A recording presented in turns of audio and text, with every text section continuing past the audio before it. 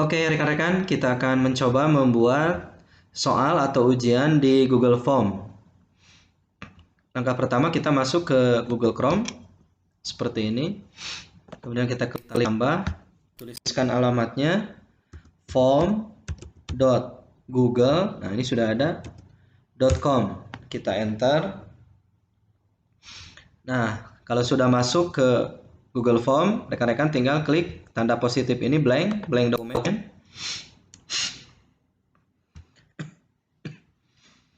Inilah tampilan awal pada saat rekan-rekan masuk ke Google Form. Seperti ini bentuk tampilannya. Kita kenalan dulu. Di sini ada Untitled Form, artinya judul Google Form yang rekan-rekan buat. Kemudian di sini ada bagian question, pertanyaan yang harus diisi oleh responden atau siswa. Ini bagian respon. Nanti rekan-rekan bisa melihat apa saja jawaban siswa nanti di sini. Kemudian di sini ada palet. Ini untuk memilih tema, warna. Misalkan saya pilih langsung saja ini warna. Saya pilih biar tampilannya lebih keren, lebih menarik. Maka saya pilih gambar-gambar ini. Saya mau pilih gambar ini misalkan. Nah, ini tinggal di insert. Kemudian kalau sudah nanti langsung masuk ya. Nah, langsung jadi ada gambarnya begitu ya. Tidak monoton. Kemudian yang ini tampilan preview. Nah, seperti ini nanti bentuk tampilan di siswa, tapi kan belum jadi. Kemudian kita langsung saja mulai. Di bagian Untitled Form ini kita ganti dengan soal gelombang bunyi dengan judulnya. Misalkan ini soal gelombang bunyi. Nah, pada saat itu dibuat, nanti langsung otomatis ke bawahnya langsung menyesuaikan. Nah, kasih keterangan di deskripsinya, latihan soal untuk misalkan ya, persiapan PTS, misalkan seperti itu. Jadi soal ini adalah latihan untuk persiapan PTS. Kemudian di section pertama biasanya kita harus tahu kan siapa yang isi, maka ini tuliskan sama rekan-rekan nama siswa, kasih titik 2. Nah, ininya jawaban singkat aja, karena di sini banyak pilihan. Ada jawaban singkat, paragraf, pilihan ganda ya, multiple choice, daftar cek, drop down, file upload, dan sebagainya. Nah, untuk nama kita pilih jawaban singkat, short answer. Ini nanti akan dijawab. Kemudian ini required, wajib diisi. Selanjutnya kita klik duplikat. Nah, setelah nama adalah kelas, titik 2. Nah, kalau kelas enaknya jangan pakai short answer, biar siswa tidak ngisi. Tapi kita pakai drop down. Nah, karena saya mengajar hanya 2 kelas, maka di sini tuliskan misalkan kelas yang saya ajar 11 MIPA 5 dan 11 MIPA 6. Kalau rekan-rekan lebih dari 2 ya silahkan tinggal ditekan ke bawah. Nah, itu akan otomatis bertambah. Kemudian ini soal ulangan saya ini hanya bisa diakses oleh orang-orang tertentu. Maka ini sama rekan-rekan lihat aja. Tambahkan token di sini. Jadi nanti siswa itu harus memasukkan token yang kita berikan.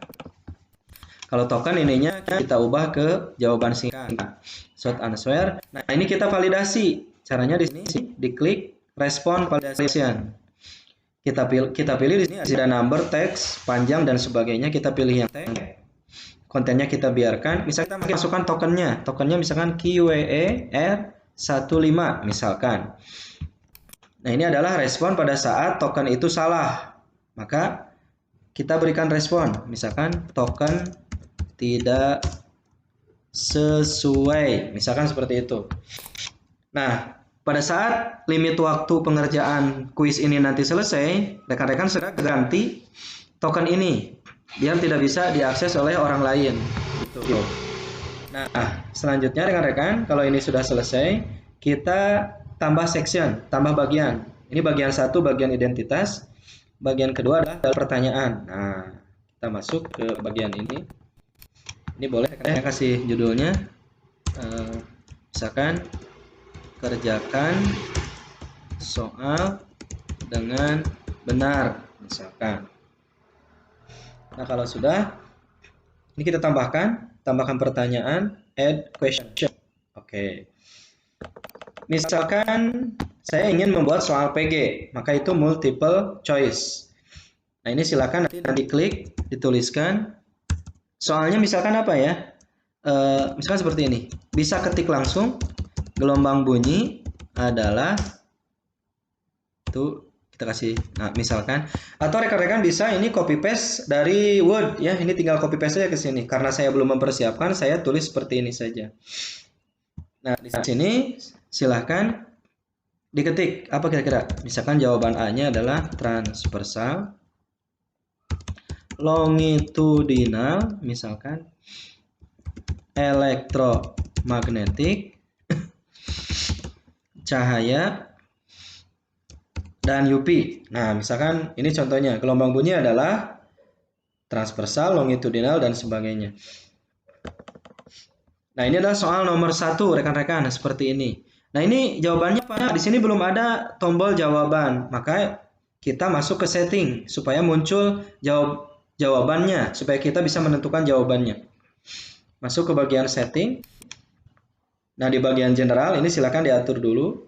Ini limit to satu respon. Kita klik aja. Artinya orang yang sama tidak akan bisa mengerjakan lebih dari satu kali. Kemudian nanti di akhir responden bisa apa? Misalkan bisa melihat laporan bagan dan respon, tapi tidak bisa mengedit. Kemudian di bagian presentasi di sini nah ini yang penting nih, support question. Jadi nanti pertanyaannya itu diacak sehingga antara siswa yang satu dengan yang lainnya itu tidak sama pada saat mengerjakan. Kemudian quizzes, nah, jadikan ini sebagai quiz. Kemudian yang lainnya, nah nanti siswa dapat melihat apakah jawaban yang salah, jawaban yang pertanyaan yang susah, yang salah dijawab, jawaban yang benarnya. Nah, saya tidak ingin siswa melihat jawaban yang benar, dan saya tidak ingin siswa melihat pertanyaan yang memang dia salah. Tapi kalau nilai kita tampilkan, maka cukup pilih yang ini. Kalau sudah kita save. Nah, ketika sudah diubah di sana, maka muncul ini answer key, kunci jawaban. Ini rekan-rekan tinggal klik. Misalkan satu poin ini saya beri nilai 10. Misalkan rekan-rekan ya kan. Kita pilih jawaban yang benar yang mana? Gelombang bunyi adalah gelombang longitudinal. Ini jawabannya. Nah, ini jawabannya kalau sudah kita down. Itu soal pertama rekan-rekan. Soal kedua, kita duplikat aja nih. Nah, kita delete. Cari soal yang lain. Misalkan soal selanjutnya adalah frekuensi bunyi yang dapat didengar manusia disebut, misalkan seperti ini, tuh 2, 3.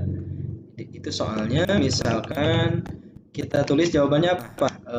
Audio sonic, misalkan infrasonic, ultrasonic gitu ya, supersonic, atau sonic saja. Nah, ini juga sama rekan-rekan. Silakan diklik answer key-nya. Nah, jawabannya yang mana? Jawabannya audio sonic. Berarti yang ini hilangkan karena ini yang tadi ya. Poinnya juga tetap 10 sama di sini. Nah, kalau sudah kita down. Nah, ini ada required. Ini wajib diisi. Nah, kita klik supaya siswa wajib ngisi. Sepertinya yang tadi yang pertama juga belum di required ya. Oke. Nah, ini juga belum di required. Nah, kalau sudah rekan-rekan, maka soal ini sudah selesai. Ya, sudah selesai kita buat. Sekarang kita lihat dua soal ini kita tinjau. Kita masuk preview nih, gambar sebelah mata ini. Kita preview. Nah, inilah tampilan soal yang saya buat. Nah, soal yang saya buat tadi tampilannya seperti ini di siswa. Maka nanti ketika siswa mengisi, oh ini tertukar nama siswanya. Nanti bisa diedit ya, tinggal digeser saja. Nama siswanya Doni misalkan. Kemudian kelasnya misalkan 1145. Nah, tokennya. Nah, tokennya nanti minta ke guru ya. Tokennya tadi berapa? Kita cek tokennya. Tadi tokennya adalah, saya juga lupa rekan-rekan. Nah, ini tokennya ini kita kasih tahu kepada siswa nanti. Nah, kita masukkan. Kalau sudah next. Nah, inilah soal gelombang bunyi. Kerjakan soal dengan benar. Karena saya baru membuat 2, misalkan saya pilih frekuensi bunyi yang dapat didengar manusia adalah audio sonic, gelombang bunyi. Nah, harusnya yang ini saya salahin aja lah. Misalkan yang ini. Kalau sudah kita submit, maka selesai. Dan ketika siswa sudah selesai mengerjakan, siswa bisa melihat hasil akhirnya, tapi tidak bisa mengedit jawaban. Kita lihat view source.